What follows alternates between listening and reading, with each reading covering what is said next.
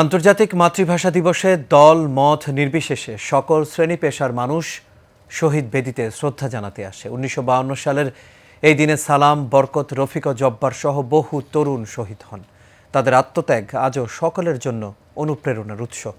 মোহাম্মদ শাহজাহানের ক্যামেরায় ওয়ালিদ সিদ্দিকীর রিপোর্ট।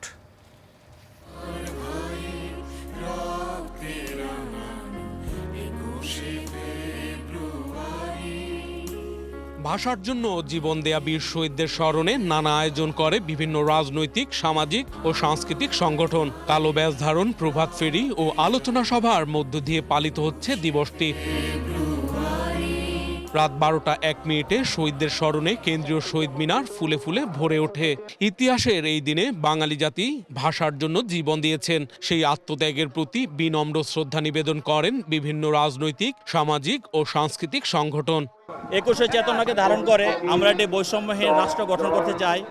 ১৯৫২ সনে যেমন ভাষার জন্য আমরা রক্ত দিয়েছি, ভাষার জন্য আমরা শহীদ হয়েছি, সেই প্রতিবাদকে মনে রেখে আমরা এই গত ১৭ বছর আন্দোলন সংগ্রাম করেছি। ২১শে প্রভাত ফেরিতে দাঁড়িয়ে বলতে হবে, বাংলা ভাষার শুদ্ধ চর্চা বাংলাদেশের আনাচে কানাচে শীর্ষ মহল থেকে তৃণমূল পর্যায় পর্যন্ত অবশ্যই চর্চা হতে হবে।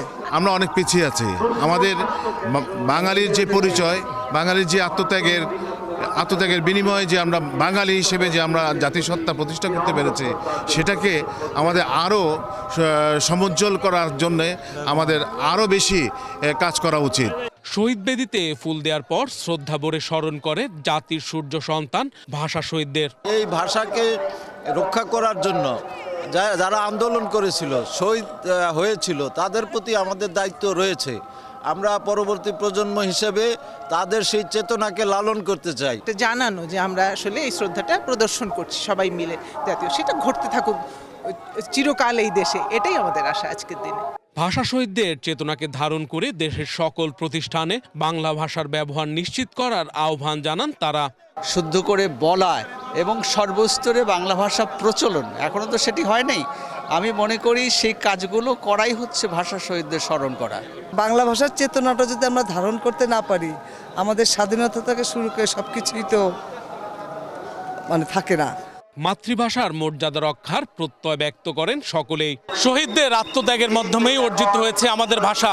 তারই ধারাবাহিকতায় স্বাধীনতা ও গণতান্ত্রিক অধিকার। শহীদদের চেতনা লালন করে এগিয়ে যাবে দেশ, এই প্রত্যাশা সকলের। শহীদ মিনার থেকে ওয়ালিদ ইবনে সিদ্দিকী, এশিয়ান টেলিভিশন।